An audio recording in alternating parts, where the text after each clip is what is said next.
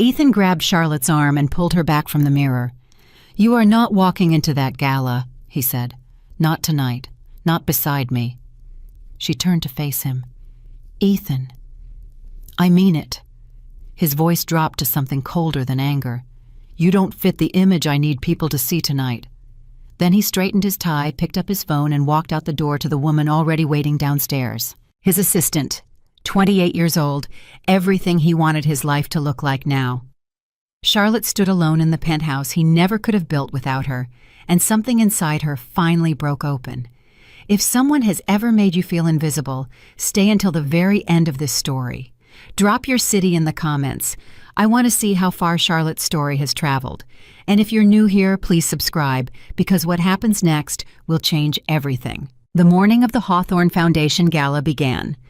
Like most mornings in the Caldwell penthouse, with Charlotte already awake, already working, already making herself invisible, so that Ethan's day could unfold without friction. She had been up since 5:30, not because she couldn't sleep, though sleep had become something of a stranger to her lately. She was up because there were things to do, and in the Caldwell household, things getting done meant Charlotte was already doing them. She had reviewed the notes Ethan had asked her to compile about the foundation's board members. She had cross-referenced the names of the donors who would be attending with the speeches Ethan had given over the past 2 years, flagging the moments when he had praised their contributions so he wouldn't accidentally thank the wrong man or mispronounce a name and spend the next week deflecting calls from a bruised billionaire's publicist. She had done this the way she did everything for him, quietly, completely, without expecting acknowledgement. By 8 o'clock, she had also laid out his cufflinks on the bathroom counter, the gold ones with the small engraved C that she had given him on their 7th anniversary. She had scheduled his car for 6:15. She had confirmed his placement at table 4 next to Senator Whitmore, because she knew Ethan had been trying to get that man's attention for 8 months, and sitting beside him at dinner would be worth more than 3 months of phone calls. She had not yet chosen her own dress, but she had 2 options pressed and waiting in the closet. The navy one, she thought. Understated. Something that would let Ethan take the room without competing. She had always thought about things that way. What would let him shine? What would make him comfortable? What would keep the peace? She told herself it was love. For a very long time she believed that was what it was. Ethan came downstairs at 8:47, already dressed from the waist up in his white shirt, looking at his phone the way he always did when he was building to something. She recognized the posture, the slight tension in his jaw, the way his eyes didn't quite meet hers when she said good morning. She handed him coffee. He took it without looking up. "I need to talk to you about tonight," he said. Charlotte set down her own mug. "Okay." He finally looked at her then, but not the way a man looks at his wife, the way a man looks at a complication he has already decided how to handle. "I'm going to bring Vanessa." The name dropped into the room like a stone into still water. Charlotte held very still. "To the gala." "It's a business decision," he said. And the ease with which he said it, the practiced, rehearsed smoothness of it, told her he had been preparing this sentence for days. Vanessa has been managing the Hartwell account. A lot of the people who will be at that event tonight are people she's already been in contact with. It makes more sense professionally for her to be there in a visible capacity. Charlotte looked at him. She had loved this man through 11 apartments, 2 cross-country moves, 3 miscarriages. He had never truly grieved with her, and more silent dinners than she could count. She had typed his vision statements at midnight and woken up at 6 to remind him which client he was flying to meet and whether he preferred window or aisle. She had been his editor, his strategist, his emotional anchor, and his memory. She had been so many things to this man that somewhere along the way she had quietly stopped being anything to herself. And now he was standing in their kitchen with her coffee in his hand, telling her she was being replaced at his most important public appearance of the year by his 28-year-old executive assistant. "Vanessa," Charlotte said again, not as a question, just repeating the word to make sure she had heard it correctly. "She's been incredible with the clients," Ethan said, already looking back at his phone. "She understands the professional landscape. These people respond to a certain kind of energy, Charlotte. It's not personal." She wanted to ask him when he had last looked at her. Not glanced, not acknowledged, truly looked. She wanted to ask him if he remembered the night they had sat on the floor of a studio apartment in Milwaukee, eating takeout noodles because they couldn't afford a table, and he had told her that she was the only reason he believed he could become something. She wanted to ask him if he remembered who had stayed up until 2 in the morning, helping him prepare for the Marchetti pitch, the one that landed him his first real investor, the one that had become the foundation of everything he was now standing on. She said none of it. What she said was, "And where does that leave me?" Ethan set down the coffee mug. "You can have the evening to yourself, go somewhere nice, order room service, relax." He straightened his collar. "You're always saying you need more rest anyway." The condescension was so casual, so completely unconscious, that Charlotte almost couldn't breathe. He wasn't even cruel about it. That was almost the worst part. He simply had no idea that what he was doing was monstrous. He had reduced her to an inconvenience so gradually over so many years that he now genuinely believed he was being reasonable. "You're taking your assistant to the Hawthorne Foundation Gala," Charlotte said slowly, "and telling me to order room service." "I knew you'd make this a thing," he said, and there was the first flash of irritation right on schedule. "This is exactly the kind of reaction that makes these events difficult, Charlotte. I need to be focused tonight.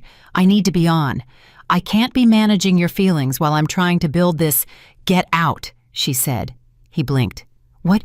Get out of this kitchen," she said, her voice quiet and completely steady, "and go to your event." Something shifted in his face, surprise maybe, or the faint discomfort of a man who expected tears, and got silence instead.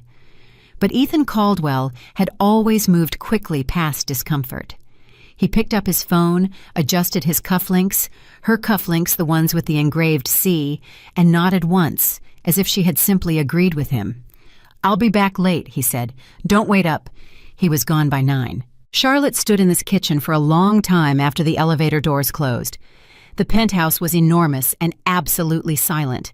The coffee she had made for herself had gone cold. Outside the floor-to-ceiling windows, New York City moved the way it always did, indifferent, relentless, and completely unbothered by the fact that her life was crumbling in the middle of it. She picked up her mug. She poured the cold coffee down the drain. She ran the water until the drain was clear. Then she sat down at the kitchen island, opened her laptop, and tried to do what she always did. When the pain became too large, she tried to work. But the work wouldn't come today. Because today, for the first time in a very long time, Charlotte Bennett sat still long enough to hear something she had been drowning out for years. The silence wasn't peaceful. It was damning. It was the silence of a woman who had made herself so small for so long in service of someone who had stopped seeing her that she had nearly forgotten what her own voice sounded like when she wasn't performing some function on his behalf. She pulled up social media without meaning to. She wasn't sure what she was looking for. But she found it anyway, the way we always find the things we're not supposed to see. Vanessa had already posted from the car on the way to the venue, a photograph stylish and deliberately casual, the kind of photograph a young, beautiful woman takes when she wants to be noticed, but wants it to look accidental. And in the corner of the image, just barely in frame, unmistakably Ethan's hand on her knee. Charlotte closed the laptop. She did not cry. She noticed that about herself with something close to wonder. She had expected to cry. She had been on the edge of tears all morning, a slow, accumulating pressure behind her eyes that she had been careful to contain. But the photograph didn't release the tears. It dried them up entirely. Something colder moved in instead, clarity. For the first time in years, Charlotte saw her life from the outside, really saw it. And what she saw was not a marriage. It was an arrangement. A profoundly unequal arrangement in which she had provided nearly everything and been given just enough warmth and just enough acknowledgement to keep her believing it was love. She stood up. She walked to the window and looked out at the city, and then she said something out loud, alone in the penthouse, to no one at all. "I am done disappearing." She didn't know yet what that meant. She didn't have a plan. She had no idea what the next 24 hours would bring. But saying the words felt like breathing after a very long time underwater. Her phone rang at 2 in the afternoon. She didn't recognize the number. A New York area code, but not one she knew. She almost didn't answer. She was running on 4 hours of sleep and the remnants of a dignity she was trying desperately to piece back together. But something made her pick up. "Charlotte Bennett." The voice was quiet, unhurried, and unmistakably confident. the kind of voice that didn't need to announce itself because it had never needed to. "This is she," Charlotte said carefully. "This is Nathaniel Hawthorne." She sat down. She genuinely needed to. Nathaniel Hawthorne. She knew the name the way everyone in America knew it, the founder of Hawthorne Global Capital, one of the most consequential private investment firms in the country, billionaire philanthropist, and the man whose foundation was hosting the gala happening tonight. The gala her husband had just told her she was too inconvenient to attend. "Mr. Hawthorne," she said, "because what else do you say when a billionaire calls your personal cell phone in the middle of the afternoon?" "I hope I haven't caught you at a bad time," he said, and the tone was genuine rather than performative. "I'll be direct if that's all right. I'm calling because I would very much like for you to attend this evening's event." Charlotte held the phone very carefully. "I'm not sure I understand." "We met briefly," Nathaniel said several years ago, a leadership conference in Boston. "You gave a panel response that I have thought about more than once since then, about the relationship between institutional investment and community resilience. You challenged the moderator on a point that no one else in that room was willing to challenge, and you were right to do it." Charlotte remembered the conference. She had attended it at Ethan's suggestion because she was considering a pivot in her professional direction and thought it might open some doors. She had not known then that her husband would eventually use her decision to attend that conference as the moment he met the right kind of contacts and began accelerating away from the life they had built together. She had not known a lot of things then. "I remember it," she said. "I had hoped to speak with you more that afternoon," Nathaniel said. But the moment passed, and then time did what time does. A brief pause. "I understand this evening may be complicated for you. I won't pretend I don't know what complicated means in this context.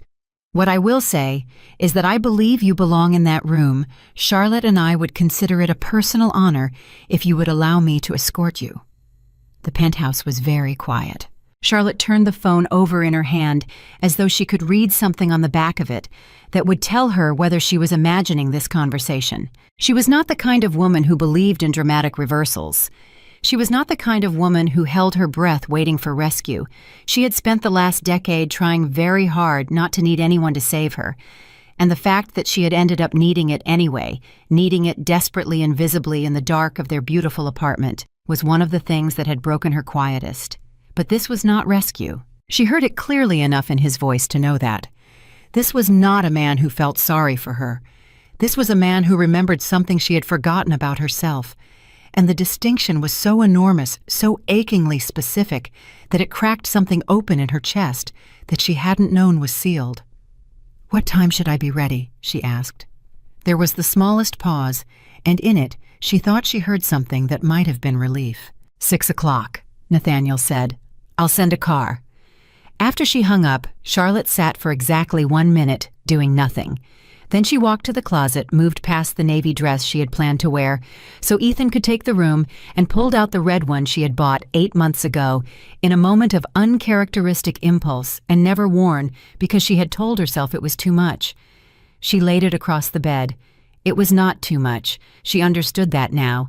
It had never been too much. She had simply been living beside a man who wanted less of her, and she had slowly, obediently given him exactly that. By 5 o'clock, she was ready. She did not check social media again. She did not look at the photographs from the gala arrivals, which were already beginning to appear. Ethan and Vanessa on the steps, his hand on the small of her back, her smile practiced and triumphant. Other people were looking at those photographs. Charlotte could feel the silent vibration of her phone with the texts from people who felt they needed to make sure she knew what was happening. She turned the phone face down. She was not interested in knowing what everyone else already knew. She was interested in something far more difficult and far more essential. She was interested in remembering who she was before she had given so much of herself to a man who spent it carelessly. The car arrived at 5:55. Dark, understated, exactly what she would have expected from a man who had no need to prove anything. She picked up her bag, took one last look around the penthouse that had never quite felt like home, too expensive, too deliberately curated, too much a monument to the version of Ethan Caldwell that existed after she had made him possible, and walked out the door. She did not leave a note. She did not send a text. She simply left the way someone leaves when they have finally decided that staying is no longer something they are willing to do. The drive to the venue was quiet. Charlotte sat in the back seat and looked out the window and let the city move past her, the way she used to let it move past her when she was young and new to New York and full of ideas, and she had believed with the absolute sincerity of someone who has not yet been crushed by disappointment that she was going to do something that mattered. She had done something that mattered. She simply hadn't done it for herself. Tonight, that was going to change. When the car pulled up to the entrance of the Hawthorne Foundation Gala, Nathaniel was already there. Not waiting with the impatience of a man accustomed to being kept waiting, simply there precisely as he had said he would be. He was taller than she remembered from Boston. His hair had more silver in it now. He wore the kind of suit that understands it doesn't need to be noticed. When he saw her, he smiled. Not the wide, performative smile of a man trying to impress. Something quieter. Something that said, "I'm glad you came," without needing to say it at all. He offered his arm. Charlotte took it. The doors opened ahead of them, and the light of the ballroom spilled out onto the steps, and beyond those doors, she could already hear the sound of the world she had helped her husband climb into. She walked forward, not because someone was guiding her, not because she needed the night to prove anything to anyone.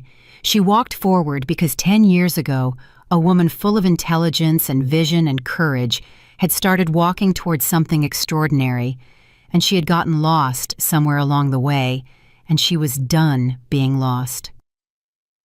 The ballroom went quiet when she entered. Not all at once, in waves, the way silence moves through a crowd when something happens that no one had anticipated. Charlotte Bennett walked through the doors of the Hawthorne Foundation Gala on the arm of Nathaniel Hawthorne, and every person in that room looked up. And the woman on his arm was not who any of them had expected. She was not performing grace. She was not manufactured or strategic or braced for impact. She was simply herself in the red dress she had never worn, with the posture of a woman who had just remembered something important. And from across the ballroom, behind a table of powerful strangers who did not know they were watching a man absorb the full cost of his choices, Ethan Caldwell looked up from his phone. He saw his wife. He saw the man beside her. And for the first time in a very long time, Ethan Caldwell's face showed something that wasn't confidence. It showed fear. The car moved through Manhattan without hurrying, and Charlotte sat in the back seat with her hands folded in her lap and her eyes fixed on nothing in particular. She had stopped looking at her phone 20 minutes ago. The notifications had not stopped coming, texts from people she barely spoke to, any more women from Ethan's firm whose names she had learned at holiday parties and forgotten by February. A cousin in Ohio who had seen something on Instagram and felt the need to ask if she was okay. She was not okay. But she was something more interesting than okay, and she didn't have the language for it yet, so she turned the phone face down on the seat beside her and let the city move past the windows in long streaks of yellow and white. Nathaniel had not called again after the initial invitation.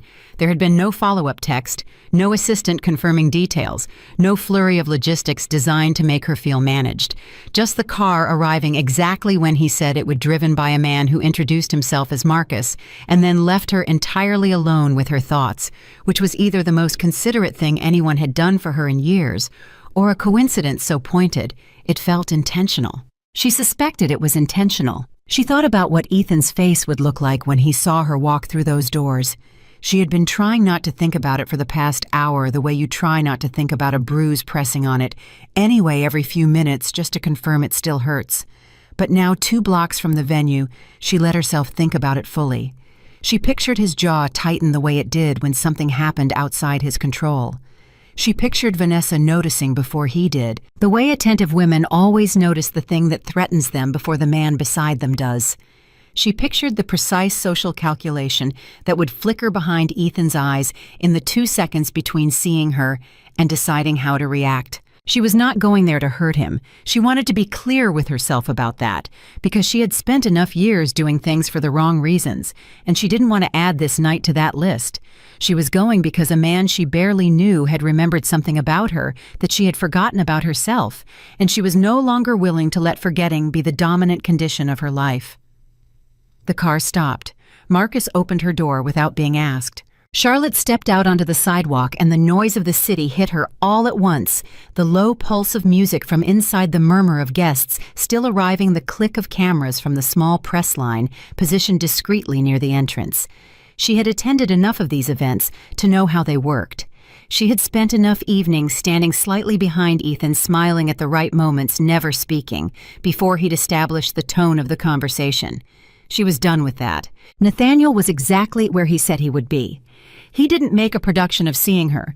He simply turned when she approached, and the look on his face was not the look of a man executing a plan.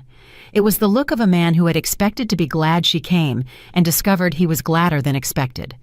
"You look like yourself," he said, which was such an unusual thing to say that it took her a moment to understand it was the most precise compliment she had received in a decade.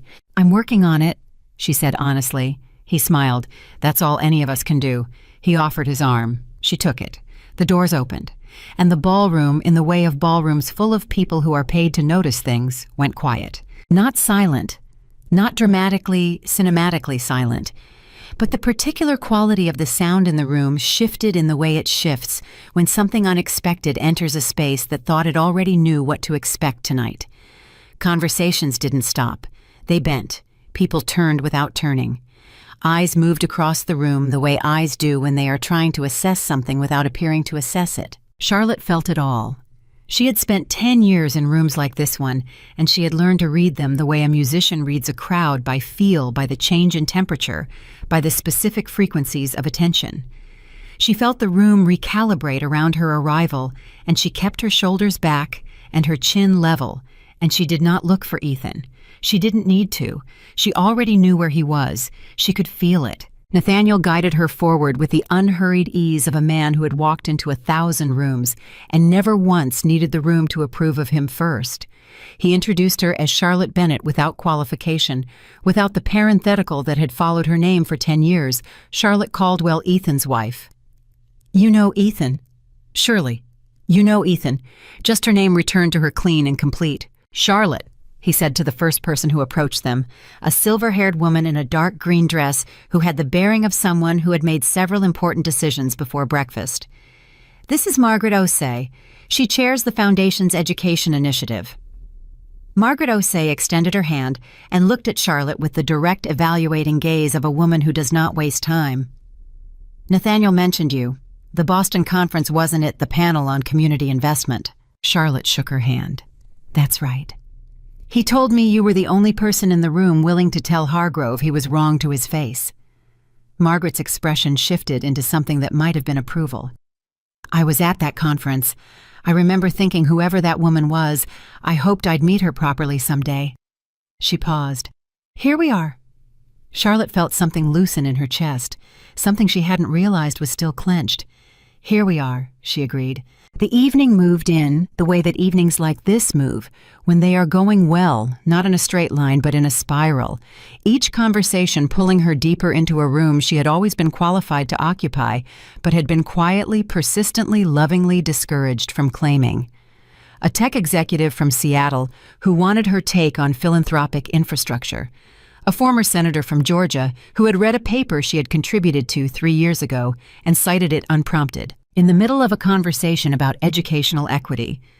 A novelist she had admired for 15 years who turned out to know her name not as Ethan Caldwell's wife, but because a mutual colleague had mentioned her work on nonprofit governance at a conference in D.C. Every conversation felt like a door opening to a room she had locked from the outside. Every handshake felt like evidence of something she had let herself forget. And through all of it, she was aware with a low, persistent, impossible-to-ignore awareness of exactly where Ethan was standing. She had not looked at him directly, not once.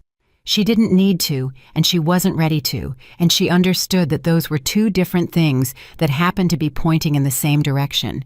But she felt the weight of his attention on her back, like a hand pressed flat between her shoulder blades. She felt it shift when she laughed at something the novelist said.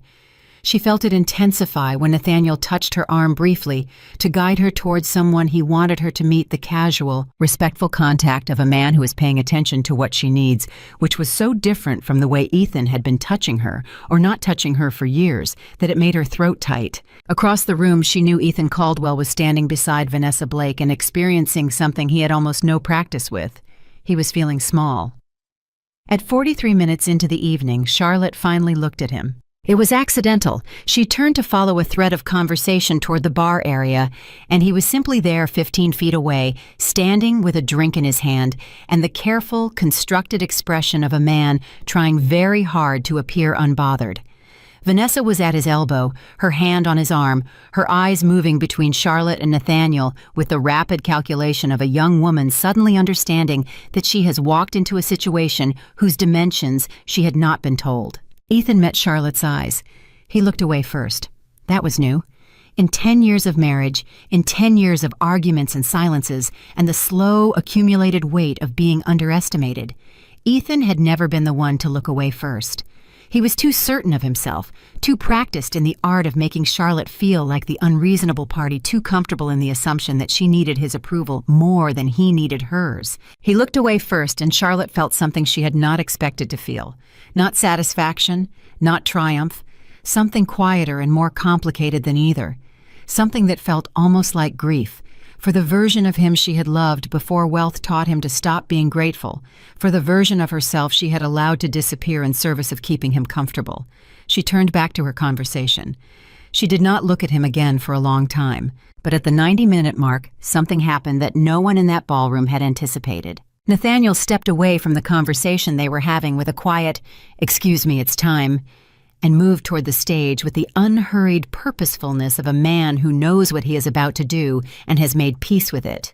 Charlotte watched him go with a small confusion that she didn't have time to voice before the lights in the room shifted subtly, the kind of shift that pulls attention toward the front of the space without announcing itself, and the murmur of 500 conversations began to quiet. She found herself standing beside Margaret Osei, who glanced at her sideways with an expression Charlotte could not quite read. "He didn't tell you what he's planning, did he?"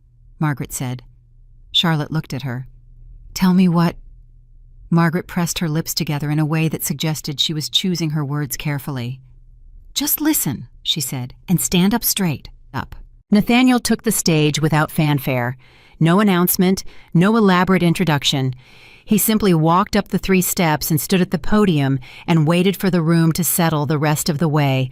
And the room settled because 500 people who have each spent years learning to read power understood immediately that they were in the presence of someone who was about to say something true. "Every year," Nathaniel began, "I stand at this podium and I thank the people in this room for their generosity. And every year that gratitude is genuine." He paused. "Tonight, I want to do something different." The room was completely still. "I want to talk about what it costs," he said. "Not financial cost, personal cost. The cost that is paid in silence, in invisibility, in the slow erosion of a person's sense of their own value, paid most often by the people who are working the hardest, contributing the most, and receiving the least acknowledgement for it." Charlotte's hands were very still at her sides. "There is a woman in this room tonight," Nathaniel continued, and his voice was measured and clear and carried the specific weight of a man who has thought carefully about every word he is choosing, who has spent a decade making someone else's ambitions possible, who has contributed ideas, strategies, and moral clarity to work that has been publicly credited to someone else, who was told this very morning that she was too inconvenient to be seen. The room did not make a sound. "Her name is Charlotte Bennett," Nathaniel said, "and I would like her to come forward." Charlotte did not move for 3 full seconds. She was aware of this precisely because she counted them without meaning to. 1, 2, 3, the length of the silence between the moment your life changes and the moment your body catches up to the information. Margaret Osei put a hand briefly on her arm. "Go," she said quietly. Charlotte walked forward. The crowd parted in front of her, the way crowds part when they understand that something real is happening, not performed, not staged, not the ordinary choreography of a gala recognition ceremony, something with actual weight behind it. She was aware of every step. She was aware of the sound of her heels on the floor and the warmth of the lights and the 500 faces turning toward her and the one face somewhere in the middle of the crowd that she could feel without looking at. She stepped up beside Nathaniel. She did not take the microphone. She stood beside him and faced the room, and she did not flinch. 3 years ago, Nathaniel said, still speaking to the room rather than to her, I reviewed a proposal submitted by Caldwell Financial for a community reinvestment partnership. The proposal was excellent, unusually excellent, the kind of thinking that I have learned over many years to recognize as rare. He paused. I made some inquiries. What I discovered was that the foundational framework of that proposal, the intellectual core of it, the values architecture, the language that made it exceptional, had not been written by the partner whose name was on the cover. So much. The murmur that moved through the room was low and immediate, the sound of 500 people reaching the same understanding at the same moment. It had been written, Nathaniel said quietly, by the woman standing beside me. The silence that followed was the loudest thing Charlotte had ever heard. And then from somewhere in the back of the room, someone began to clap.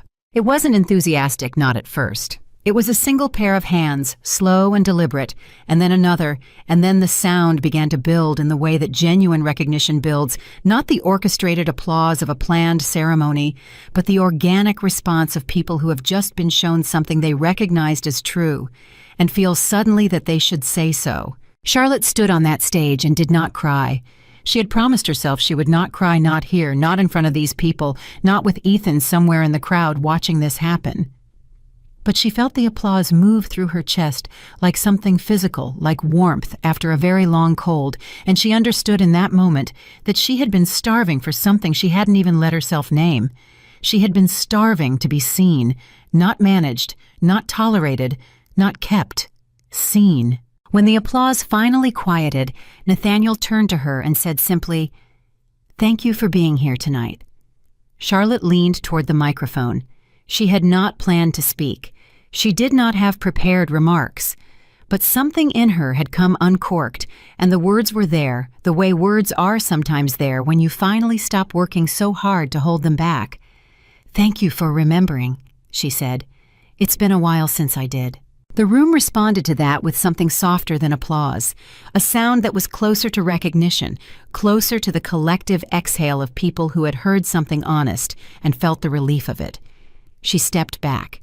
Nathaniel guided her down from the stage with the light, unobtrusive courtesy of a man who understood that this moment belonged to her, and his job was simply not to get in the way of it. Back in the crowd, people moved toward her, the way people move towards someone they have just been told to pay attention to, some out of genuine feeling, some out of social instinct, some out of the particular calculation of powerful people who have just been shown that they underestimated someone and want to recalibrate before it becomes a disadvantage. She received all of it with the grace of a woman who has spent a decade learning to give graciously and was only now discovering that receiving was a skill she had let atrophy. Margaret Osei found her first.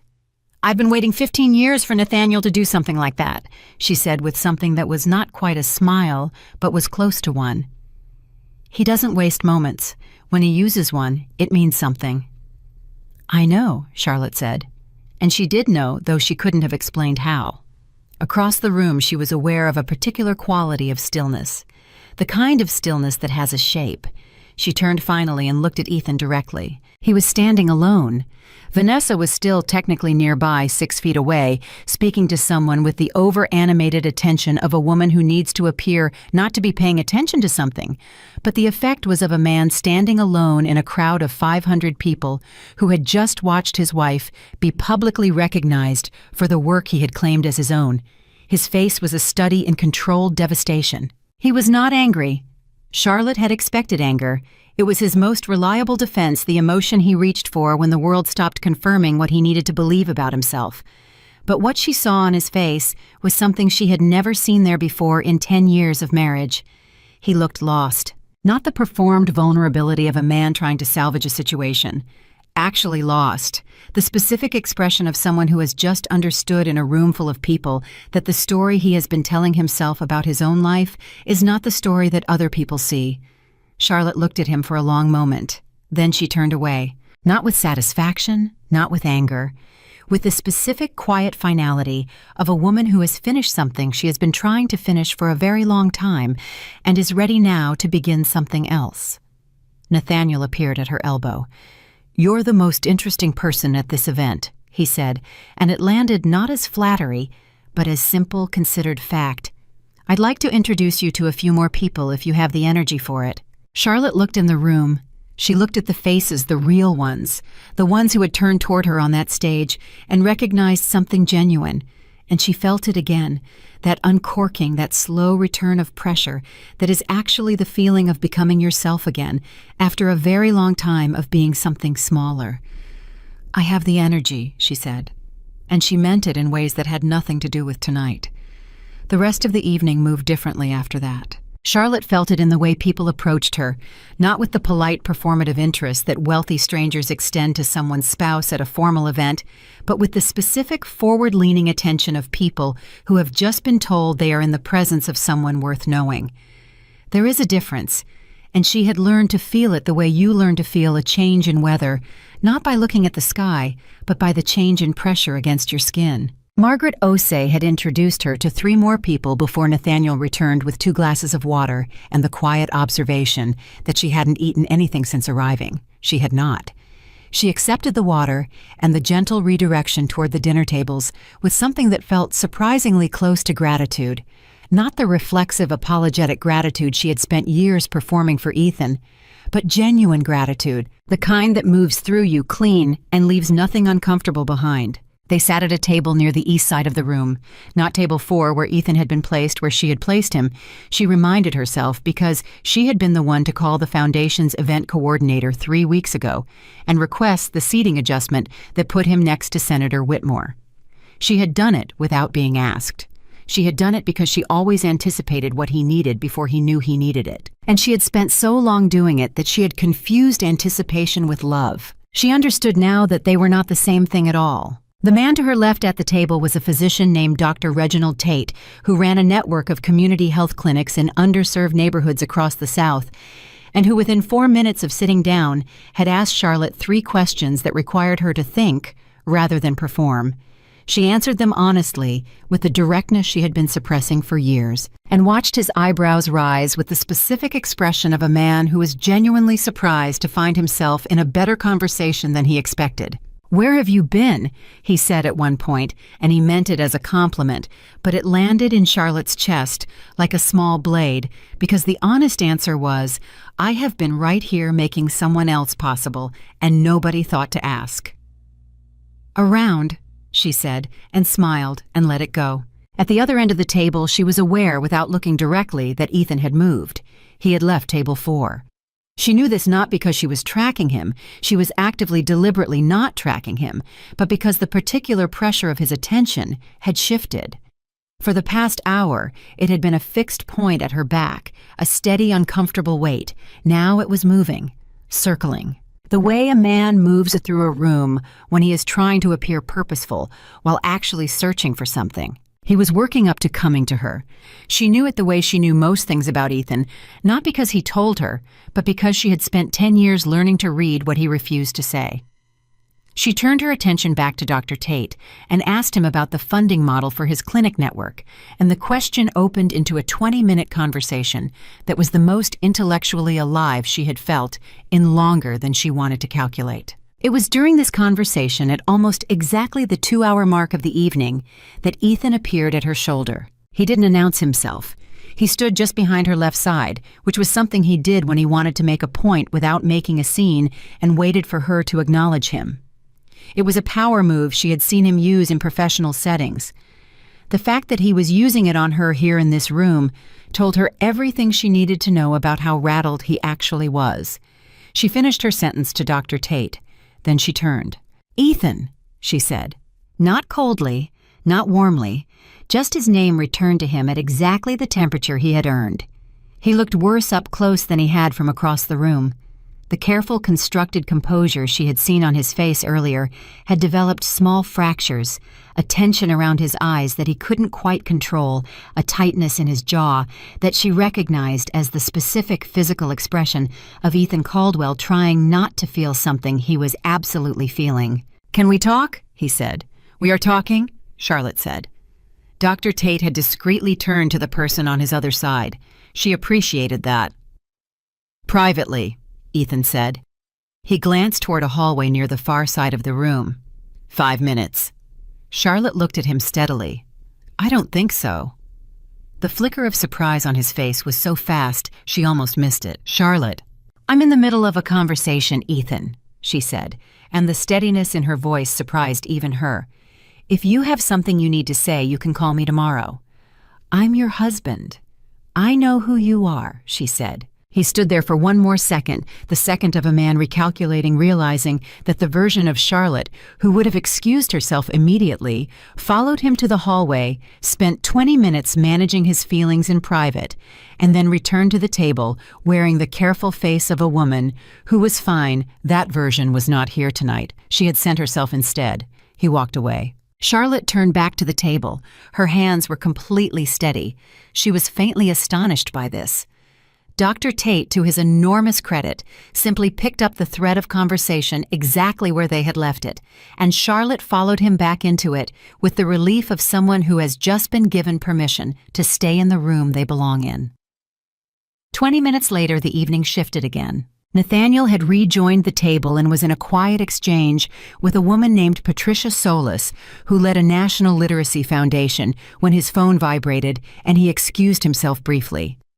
When he came back, something in his expression had changed, not dramatically, but enough that Charlotte noticed, because she was apparently still very good at reading faces she was paying close attention to. "Is something wrong?" she asked. "No," he said. Then, after a pause, "Something has been made public that I expected to remain private for a few more days. It changes the timeline of something I had planned to address differently." Charlotte waited. Nathaniel looked at her with the direct, considered attention she was beginning to understand was simply how he operated. He looked at people the way most people look at problems they genuinely want to solve, which was to say completely without the distraction of their own reflection in the other person's eyes. "The proposal," he said, "the Caldwell financial proposal from 3 years ago. I mentioned it on stage. What I didn't mention, what I had planned to handle through the foundation's legal team next week, is that we have documentation." Charlotte was very still. "What kind of documentation?" "Emails," Nathaniel said. "Draft versions of the proposal with tracked changes attributed to your account.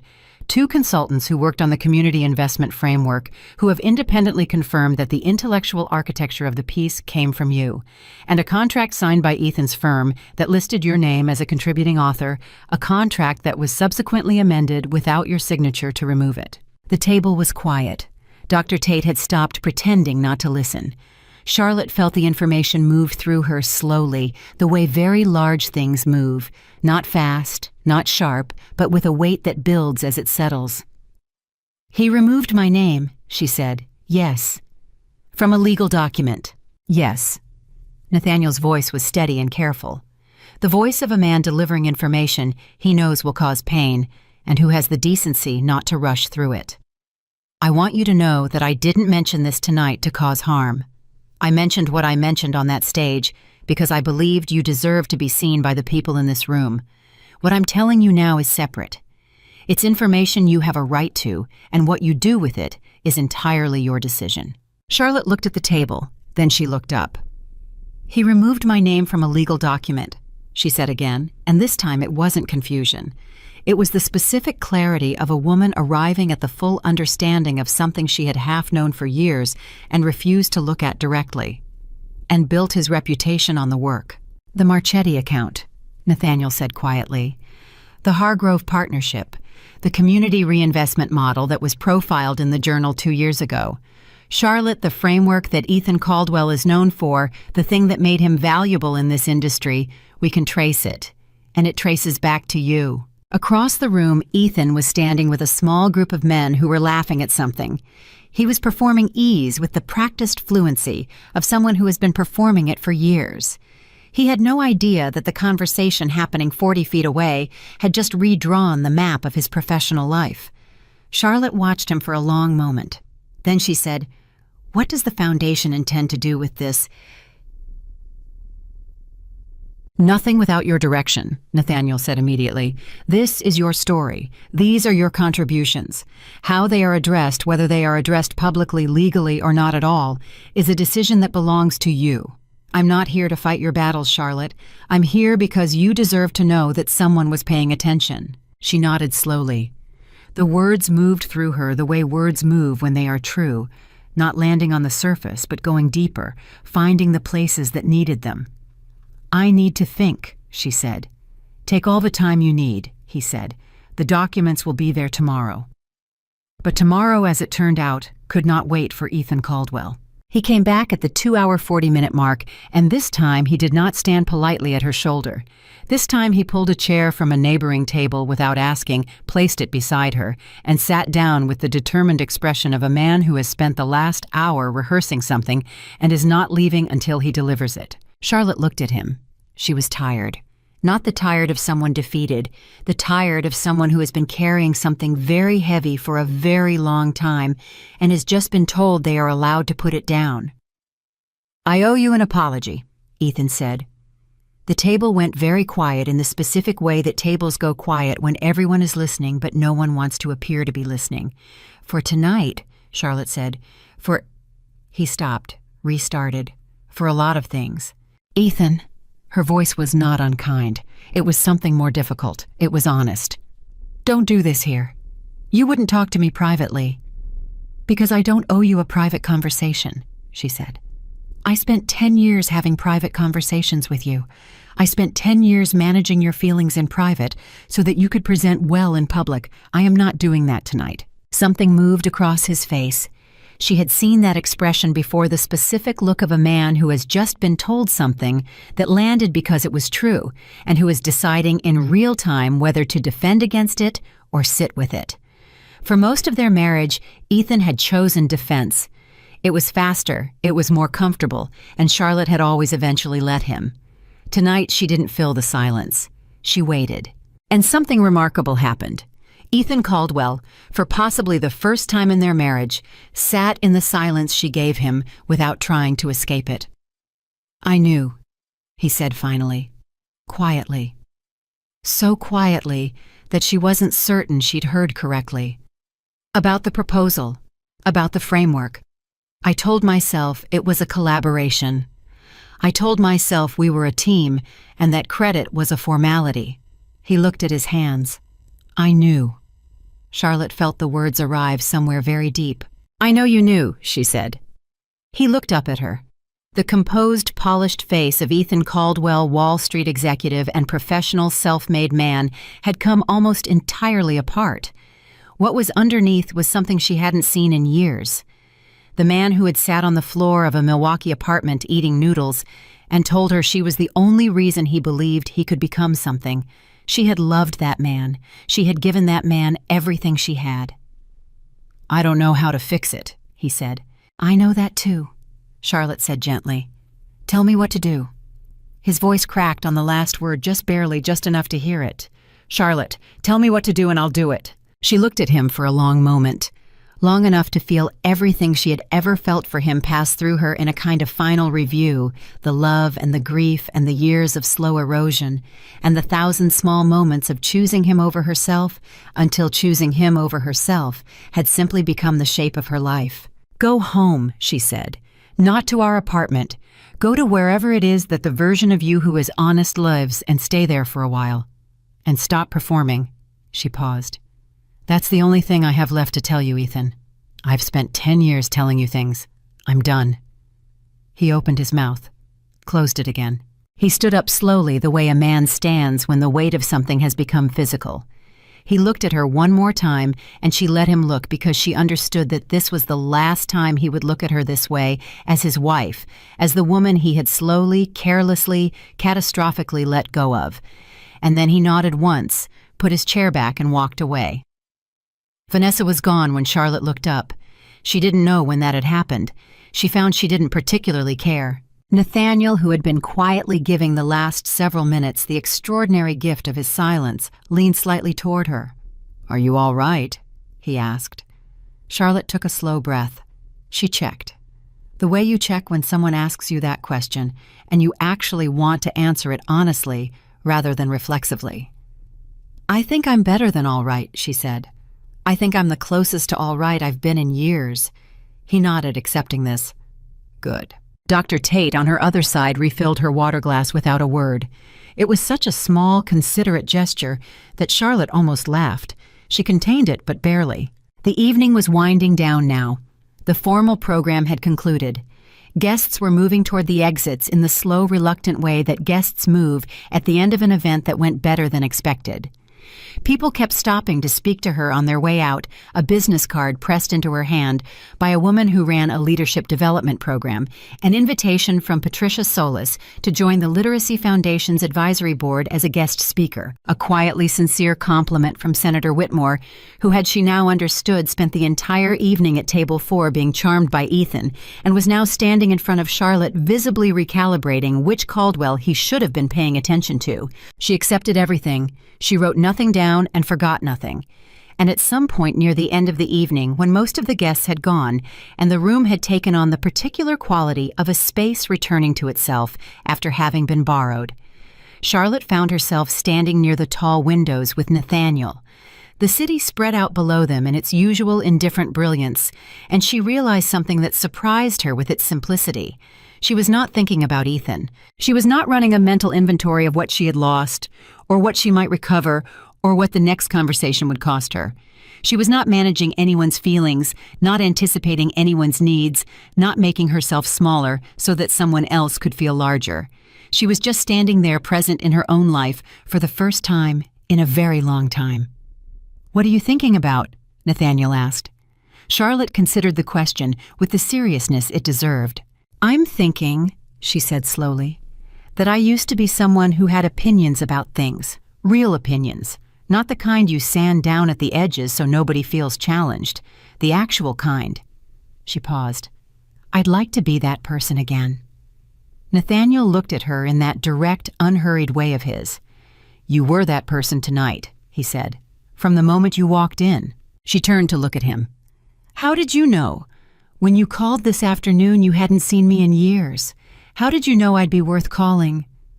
He was quiet for a moment, the kind of quiet that isn't avoiding a question, but is genuinely considering how to answer it honestly. "Because the woman I met in Boston," he said finally, "was someone who said true things in rooms that rewarded comfortable things. That's not a skill that goes away, Charlotte. It gets suppressed. It gets discouraged. It gets trained out of people by the people around them who feel threatened by it." He paused. "But it doesn't go away." Charlotte felt something move through her chest, warm and enormous, and very close to grief, and very close to joy, the specific emotional key that is struck when someone sees you so accurately that it hurts in the best possible way. "Thank you," she said. And she meant it in all the ways that a woman means thank you when she is standing at the edge of the rest of her life and someone has just handed her back herself. The city below them went on doing what cities do. Somewhere in it, Ethan Caldwell was being driven home by a car she had scheduled to an apartment she had decorated, carrying a reputation she had helped him build, sitting with the full weight of what that meant. And Charlotte Bennett stood at the window and felt for the first time in 10 years like she had enough room to breathe. She did not go back to the penthouse that night. It was a decision she made somewhere between the elevator and the lobby of the Gala venue, in the 7 seconds it took for the doors to close and open again on the ground floor. She stood in the lobby with her bag on her shoulder and her phone in her hand, and she thought about walking into that apartment, the one she had furnished and organized and made livable, the one that had never quite felt like home, because a home requires 2 people who are both actually present in it, and she could not make herself do it. She called a car. Not Marcus this time, just a regular car, anonymous and unremarkable, because she was not a woman being escorted anywhere tonight. She was a woman going somewhere on her own. She checked into a hotel 6 blocks from the penthouse. She had never done this before, checked into a hotel in her own city to avoid her own apartment. It felt dramatic and also completely sane, which she understood was the specific feeling of doing something healthy for the first time after years of prioritizing someone else's comfort over your own. The room was clean and quiet, and entirely hers. She sat on the edge of the bed and looked at her phone. 11 missed calls from Ethan, 4 texts. She read the texts because she had spent 10 years being the kind of woman who read his texts, and old habits are not undone in a single evening, no matter how consequential that evening has been. The first text said, "Charlotte, we need to talk." The second said, "I didn't handle tonight well." The third said, "Please come home." The fourth, sent at 12:47 in the morning, said simply, "I'm sorry." She put the phone face down on the nightstand. She was not ready to respond to, "I'm sorry." Not because she didn't believe he meant it. She thought he probably did in the limited self-protective way that people mean things when the consequences of their actions have finally become unavoidable. But sorry was not a plan. Sorry was not accountability. Sorry was the first word of a very long conversation that she was not prepared to have at 12:47 in the morning in a hotel room 6 blocks from a life she was no longer certain she wanted to return to. She slept better than she had in months. She woke at 6:15 to 3 more texts from Ethan and a voicemail from a number she didn't recognize. She listened to the voicemail first. It was from a woman named Diana Cho, who identified herself as a producer at a national morning news program. She had attended the gala the previous evening. She was interested in speaking with Charlotte about the possibility of an interview. Charlotte listened to the message twice. Then she set the phone down and went to shower because the world moving faster than she was ready for it to move was not a new experience, and she had learned a long time ago that the best response to acceleration was to slow herself down deliberately and think. By 8 o'clock, she was dressed, drinking coffee in the hotel restaurant, and had spoken by phone to Margaret Osei, who had apparently been expecting her call. "I knew you wouldn't go back last night," Margaret said with the satisfaction of someone who had been right about something important. "Good. Don't go back yet." "I need to think," Charlotte said. "I know. That's why I'm telling you not to go back yet. The apartment is his environment. You've spent 10 years operating on his terrain. Think on your own terrain first." A pause. "Do you have somewhere to go?" Charlotte thought about this. She had a sister in Philadelphia. She had a college friend in D.C. who had texted her at 11 the previous night, "3 words, I saw the video," which told Charlotte that whatever had happened on that stage had already moved beyond the walls of the ballroom, which was information she needed to process carefully, and had not yet had time to process at all. "I'll figure something out," Charlotte said. "You will," Margaret said with a certainty that was not performative. "Call me if you need anything. I mean that practically, not politely." Charlotte believed her. She was on her second cup of coffee when her phone rang again. Not Ethan this time. Nathaniel. She answered on the second ring. "Good morning," he said. "I hope I'm not calling too early." "You're not." "I wanted to check in. Last night was a great deal to absorb in a few hours." "It was?" she agreed. "I'm absorbing. How are you doing with it?" She considered the question honestly. "I feel like someone handed me a box that's been sitting in a room I wasn't allowed to enter for 10 years, and I'm only just beginning to understand what's inside it." A brief silence. "That's an accurate description," he said. "Charlotte, I want to be straightforward with you about something. The documentation I mentioned last night, the emails, the contract amendment, the Foundation's legal team will be proceeding with a review regardless of what you decide to do personally.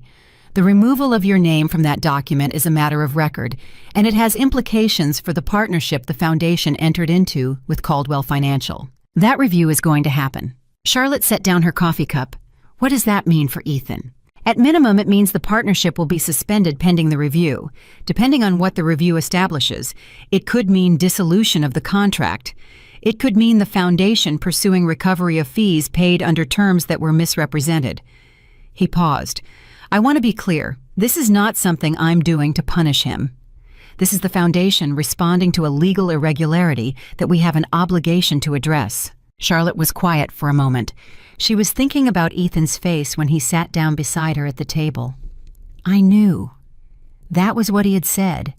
"I knew about the proposal. I told myself it was a collaboration." He had known. He had removed her name from a legal document and built his career on the framework she had created, and told himself it was a collaboration, which was the specific self-deception of a man who needed to believe his success was his own, more than he needed to be honest about how it had been built. "He's going to need a lawyer," Charlotte said. "Yes," Nathaniel said. "He is." Another silence. Charlotte looked at her coffee cup. She felt the weight of it, not vindication, nothing as simple as that. The specific grief of watching the consequences of someone's choices arrive at their door and understanding that you loved them once, and that love did not protect either of you from this. "I'm not going to interfere with the Foundation's process," she said finally. "Whatever the legal review establishes that belongs to you and your team. I have my own decisions to make, and they're separate." "I understand," Nathaniel said, "and I respect that." Another brief pause. "I would like to ask you one thing, if I may." "Go ahead." "The woman who challenged Hargrove on that panel in Boston," he said, "had a framework of her own, not just the investment model, a genuine intellectual framework for how communities and institutions create sustainable value together. It was evident in everything she said that afternoon. I've thought about it many times since." He paused. "Has that framework gone anywhere? Has it become anything?" Charlotte was very still. The honest answer was no. The honest answer was that she had developed it further over the years privately in notebooks and late-night documents, that she had returned to the way you return to a garden you're not sure you're allowed to tend carefully in stolen moments, half convinced that the work wasn't serious because no one had told her it was. She had never submitted it anywhere. She had never presented it formally. She had occasionally used pieces of it to help Ethan refine his thinking, which was how pieces of it had ended up in the Caldwell financial proposal attributed to him. "It exists," she said carefully. "I'd like to read it," Nathaniel said. "If you're willing. Not for any purpose other than the one I'm describing. I think it's important work, and I'd like to see where it is." Charlotte pressed her lips together. She was fighting something, not reluctance exactly, but the deeply ingrained reflex of a woman who has been told in 1,000 indirect ways that her independent thinking is less valuable than her supportive thinking. The reflex that says, your ideas are better as background material for someone else's presentation than as something standing on their own. She fought it. She beat it. "I'll send it to you," she said. At 10:30 that morning, she called her sister in Philadelphia. Her sister's name was Rose, and Rose was 3 years younger and significantly more direct, which had been a source of friction between them for decades, and was this morning exactly what Charlotte needed. "I saw the video," Rose said, before Charlotte could say anything beyond hello. "It's been shared 40,000 times. There's a clip of you on stage, and people are writing paragraphs about it in the comments." Charlotte absorbed this. "What kind of paragraphs?" "The kind that women write when they recognize something," Rose said. "Charlotte people are, look, I'm just going to say it. You went viral, in the best possible way. Women who have been in your situation are describing your face on that stage like they saw themselves in it." Charlotte put a hand over her eyes. She had not anticipated this. She had not thought beyond the room. She had not considered that the room had a door, and the door led to the internet, and the internet was very, very large. "I need to come to Philadelphia," she said. "I have your room ready," Rose said without a moment's hesitation. "Come today." She checked out of the hotel at 11. She left a brief text for Ethan. "I need space to think. I'll be in touch when I'm ready. Please don't call." She was not cruel, and she was not cold because she did not need to be either of those things. She was simply honest, which was something she was relearning how to be. The train to Philadelphia took an hour and 40 minutes. She spent the first 30 minutes looking at her phone at the clip Rose had mentioned, which was not 40,000 shares anymore, but closer to 90, at the comments that her sister had described, which were exactly what Rose had said. They were at the direct messages from women she had never met who had written to her with the urgency of people who needed to say something to someone who would understand. She read as many of them as she could before the weight of them became something she needed to set down for a while. Then she put the phone in her bag and looked out the window for the remaining 70 minutes and let herself be in motion without managing anything or anyone, which was she was discovering one of the most radical things she had done in years. Rose was waiting at the station. She was shorter than Charlotte by 4 inches and louder by about 40%. and she pulled her sister into a hug that lasted long enough to mean something. "You look different," Rose said when she let go. "I feel different," Charlotte said. "Good different or scary different?" Charlotte thought about it. "Both," she said, at the same time. Rose nodded as if this was the correct answer. "Come on, I made food." The next 48 hours were the quietest Charlotte had experienced in a decade. Not empty, Rose's house was full of noise and children and the specific productive chaos of a woman who had built a life on her own terms, but quiet in the sense that mattered, which was that nobody in that house needed anything from Charlotte except her company. She slept. She ate real meals at a table with other people. She played board games with her niece and nephew and lost spectacularly and didn't mind at all. She sat on Rose's back porch in the evenings and talked to her sister the way they had talked when they were young, before adult life and distance, and the slow drift of separate priorities had made their relationship something that existed mainly in holiday phone calls and obligatory texts. On the second morning, she received an email from the Foundation's legal team. Formal, precise, and informative. The review had begun. Ethan had been notified. The Caldwell Financial Partnership was suspended pending findings. The email did not ask her to do anything. It was informational only, as Nathaniel had promised. She forwarded it to the lawyer she had called the previous afternoon, a woman named Sandra Kress, who specialized in intellectual property and contract law, and who had, upon hearing the basic outline of the situation, said, "This is not unusual, and you have more options than you think," with the calm certainty of someone who had navigated this territory before. At 2 p.m. on the second day, Ethan called from a number she didn't recognize his office line, which told her his personal calls were going unanswered, and he had resorted to trying something she might not screen. She almost didn't pick up. She picked up because she was at her core, someone who believed in finishing conversations rather than leaving them open, and this conversation had been open for 10 years. "Charlotte?" His voice was raw in a way she hadn't heard since the early years before success had given him a layer of polish over everything. "Ethan, I need to tell you something," he said, "and I need you to hear it before the lawyers make it into something else." She waited. "I have been talking to someone," he said, "a therapist. I started 3 weeks ago." A pause. "I didn't tell you because I didn't know how to tell you without it becoming something you managed for me, which is—" He stopped. "Which is what I always did. Made you manage things for me." Charlotte sat with this. 3 weeks ago meant before the gala, before last night, before any of this had erupted into visibility. "Why 3 weeks ago?" she asked. A long silence. "Because Vanessa told me something," he said, and the way he said it was not the way a man says the name of a woman he is involved with. It was the way a man says the name of a person who told him an uncomfortable truth. "She told me that the way I talked about you made her uncomfortable, that I spoke about you like you were furniture. Her word." His voice was unsteady. "She told me she didn't want to be the kind of person who was complicit in that." Charlotte felt something she had not expected to feel about Vanessa Blake, which was a reluctant, complicated respect. "She was right," Charlotte said. "I know," Ethan said. "I've known a lot of things for a long time that I refuse to look at." His voice dropped. "The proposal. Charlotte, I need you to know what I did with the contract removing your name. I have told my lawyer to cooperate fully with the Foundation's review. Whatever they find, whatever they determine, I'm not going to fight it." She was quiet. "I'm not saying this to get something from you," he said, as if he had heard the question forming in her silence. "I'm saying it because it's the right thing to do, and I have spent too many years doing the wrong thing while telling myself it was complicated." Charlotte stood up from Rose's kitchen chair and walked to the window. Outside, Rose's children were running through the yard, loud and careless, and completely unburdened by history, and she watched them for a moment before she spoke.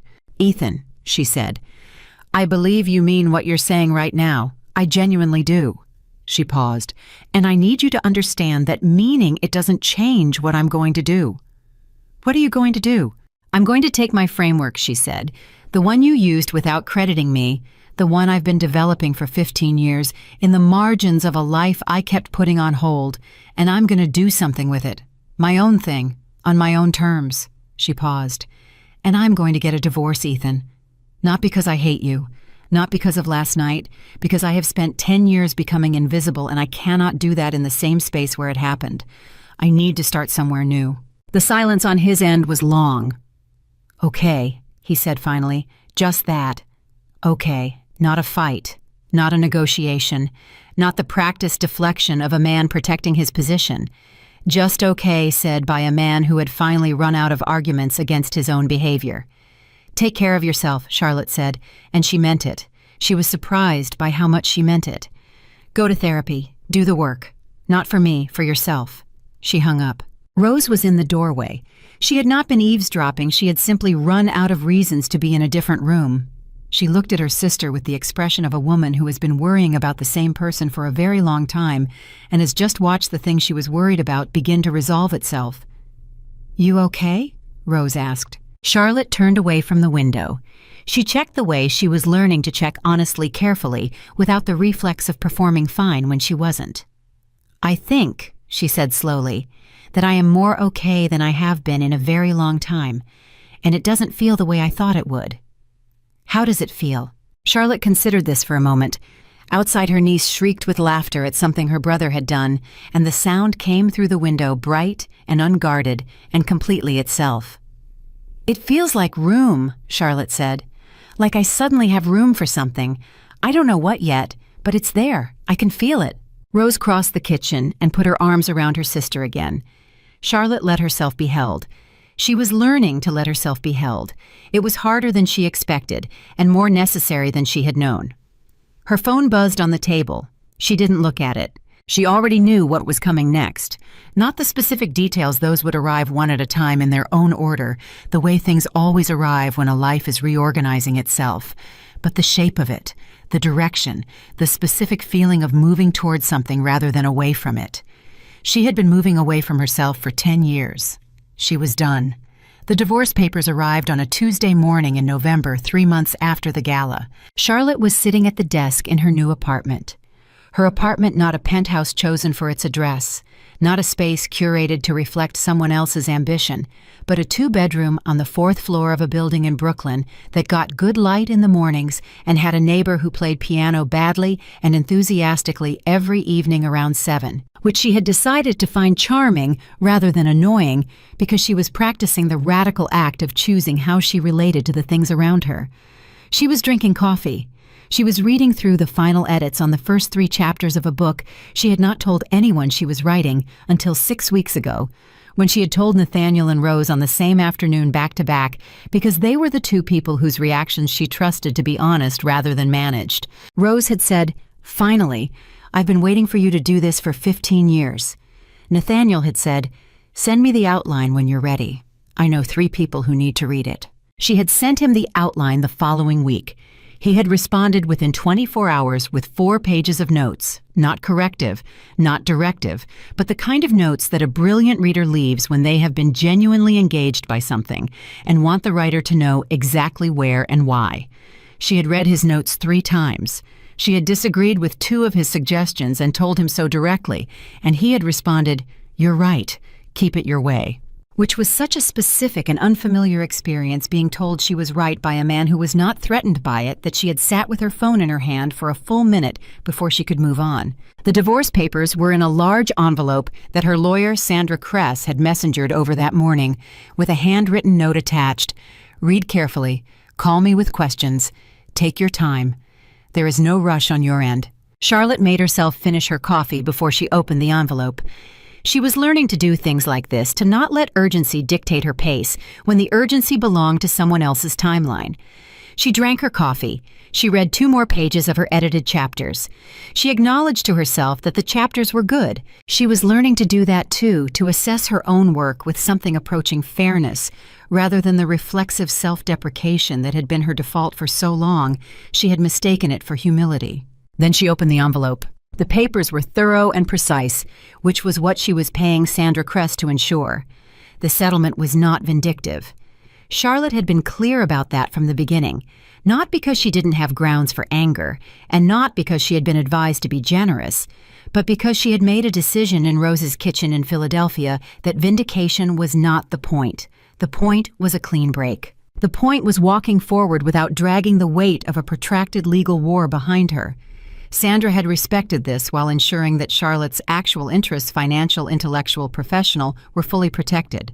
The framework attribution was addressed.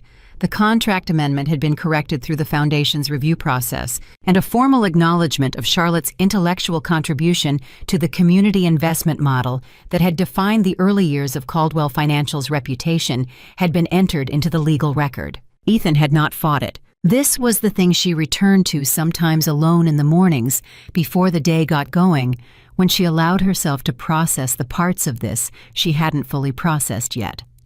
He had not fought any of it. His lawyer had negotiated the financial terms with Sandra in 3 sessions that Charlotte's lawyer described as unusually cooperative. He had signed the intellectual property acknowledgement without a counterproposal. He had done what he told her he would do, which was cooperate fully and stop fighting things he no longer had the moral standing to fight. She didn't know how to feel about this exactly. She was working on that. She signed the divorce papers at 9:17 in the morning at her own desk in her own apartment with her own pen. Then she took a photograph of the signed pages, not for social media, not for anyone else, just for herself, and texted it to Sandra with the message, "Done." Sandra replied within 3 minutes, "I'll file today. Congratulations on your next chapter." That last word was an accident, I think, but it feels right. Charlotte looked in the word chapter for a moment.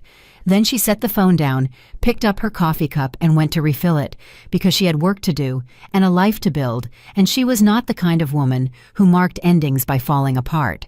She was learning, in fact, that she had never been that kind of woman. She had simply been surrounded for too long by someone who benefited from her believing she was fragile. She wasn't fragile. She was tired.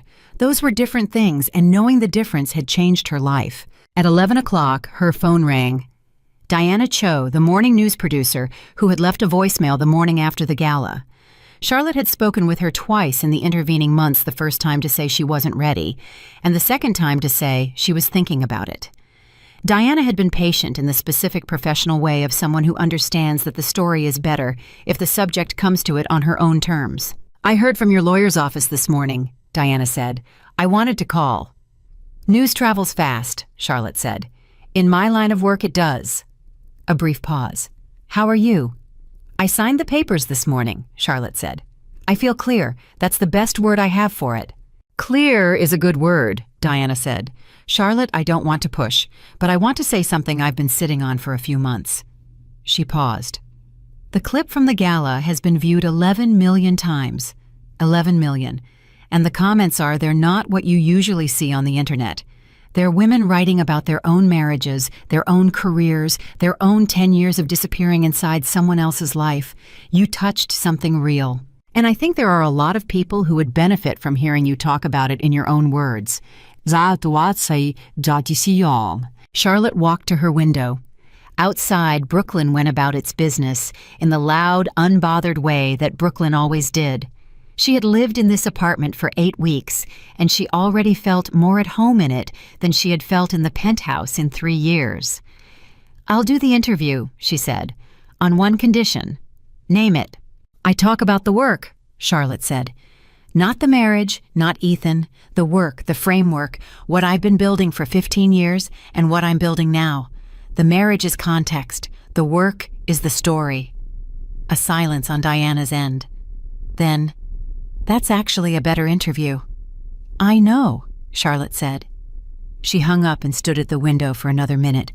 Then she went back to her desk, opened her manuscript, and kept writing. The interview aired 6 weeks later on a Thursday morning in December, and Charlotte watched it from Rose's couch in Philadelphia because she had driven down the night before, and she did not want to be alone when it aired, which was an act of self-knowledge that would have been unthinkable to the version of her who had spent 10 years managing everyone else's emotional needs while quietly starving her own. Rose made coffee and sat beside her and did not say anything unnecessary, which was one of the most loving things another person had ever done for her. On screen, Charlotte was composed and direct and spoke without apology about the 15 years of intellectual work she had done in the margins of her own life. She talked about the community investment framework in specific terms, what it was, where it had come from, what she believed it could do in the hands of institutions willing to use it seriously. She talked about what it had cost her to realize that her ideas had value independent of the man she had attached them to. She talked about what she was building now. She did not mention Ethan by name, not once. The interviewer had tried twice to redirect her toward the personal narrative, the gala, the humiliation, the billionaire who had intervened. Charlotte had redirected back both times with the calm, pleasant firmness of a woman who had decided what the story was and was not going to be talked out of it. By noon on the day the interview aired, her publisher, she had a publisher now, a real one, who had come to her through Nathaniel's introduction and offered her a contract she had not accepted until Sandra had reviewed every line of it. Her publisher called to say that pre-orders for the book had jumped significantly. By 3 o'clock, Patricia Solis from the Literacy Foundation called to formally confirm Charlotte's place on the advisory board, which had been tentatively discussed and never quite finalized, and to mention that 3 other foundations had inquired about her availability for similar roles. By 5 o'clock, she had 17 new emails in the professional inbox she had set up 3 months ago from universities, nonprofits, consulting firms, and one very large hospital network that had read about her community investment framework and wanted to discuss its application to healthcare infrastructure. She read each email carefully. She responded to none of them that day. She was learning the difference between urgency and importance, and she was practicing the discipline of letting important things wait for the time they deserved, rather than responding to everything immediately out of the reflexive people-pleasing that had governed her professional behavior for a decade. Rose made dinner. Charlotte helped. They talked about things that had nothing to do with any of it. Rose's children, a home renovation that was 3 months behind schedule, a book they had both read and disagreed about, and it was ordinary and warm and entirely real, and Charlotte felt the ordinariness of it like something precious, because she understood now what she had not understood for most of her adult life, which was that the ordinary moments of genuine connection are not the gaps between the important things. They are the important things. She drove back to Brooklyn the next morning. 2 weeks before Christmas, Nathaniel called. Not about the book, not about the foundation, not about any of the professional threads that had begun to weave themselves into something that looked unmistakably like a career she had built for herself, rather than in service of someone else's. He called at 7 in the evening, which was outside his usual hours, and he said, "I'd like to take you to dinner. Not a foundation event, not a professional occasion. Dinner, if you're willing." Charlotte was quiet for a moment. She had thought about this.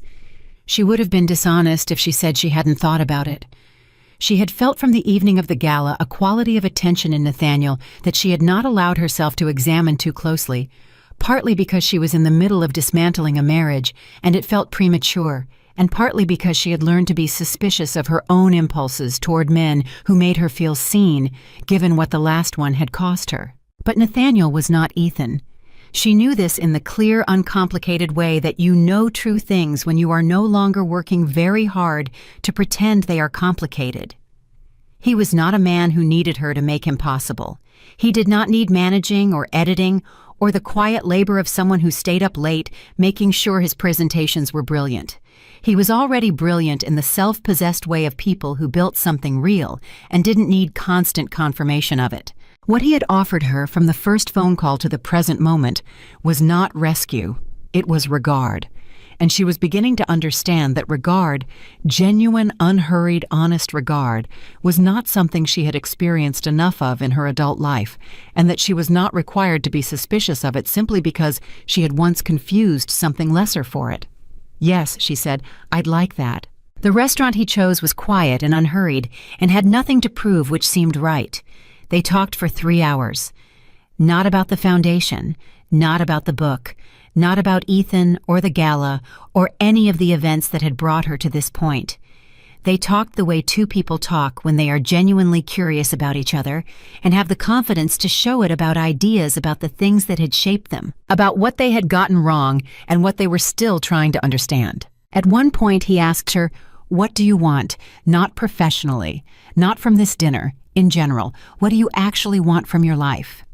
And Charlotte, who had not been asked this question, not seriously, not by anyone who intended to hear the answer in longer than she could calculate, sat with it for a moment and then answered it.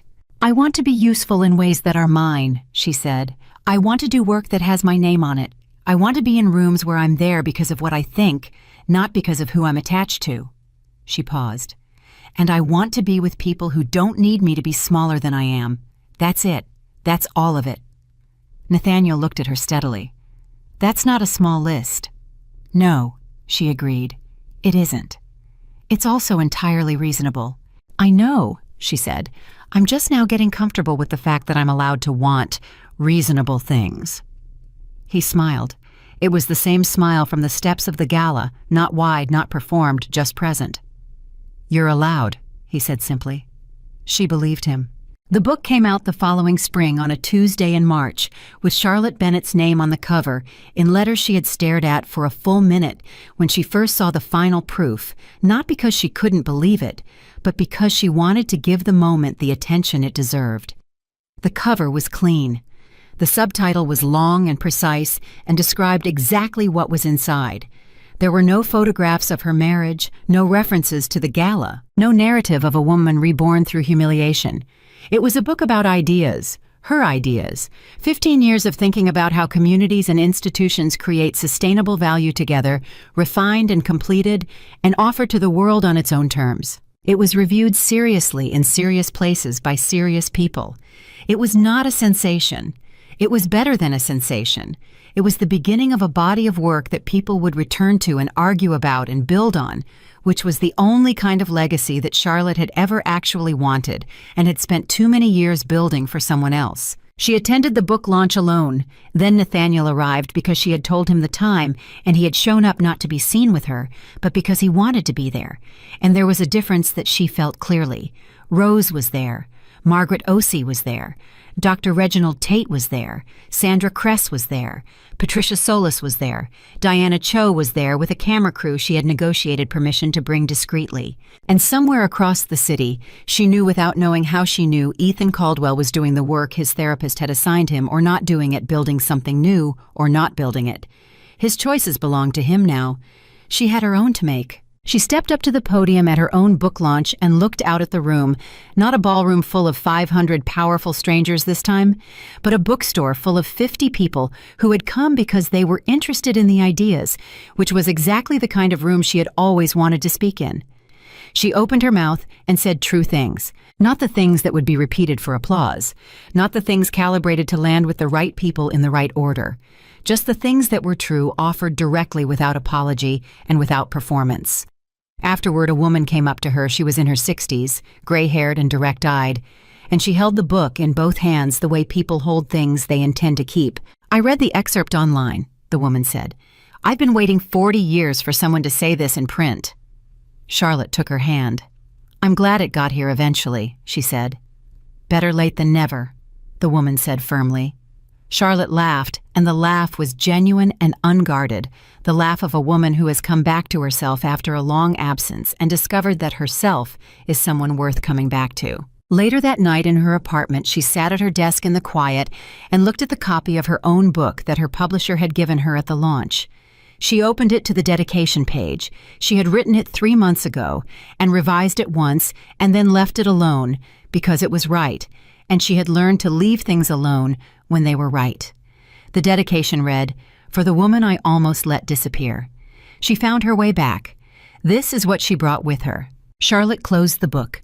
She set it on her desk beside her coffee cup and her manuscript pages and the framed photograph of Rose's children that she had placed there on her first day in this apartment because she wanted to see something real every time she looked up from the work. She had signed the divorce papers in this room. She had written a book in this room. She had slept 8 hours a night in this room and eaten breakfast without checking her phone first and cried twice and laughed more than she had in years and learned slowly the revolutionary practice of taking up the space she was actually entitled to. She was not finished. She was nowhere near finished. She had a second book taking shape in a notebook in her desk drawer and 3 speaking invitations she hadn't responded to yet, and a conversation with Nathaniel scheduled for Saturday evening that she was looking forward to with the uncomplicated, undefended anticipation of a woman who has stopped bracing for disappointment. She was not waiting to be saved. She was not performing recovery for an audience. She was not defined by the night she was publicly humiliated, or by the man who had spent a decade making her invisible, or by the billionaire who had remembered her when she had forgotten herself. She was defined by what she did next. And Charlotte Bennett, author, board member, thinker, woman, had a great deal left to do. She turned off the light on her desk, got up, and walked toward the rest of her life.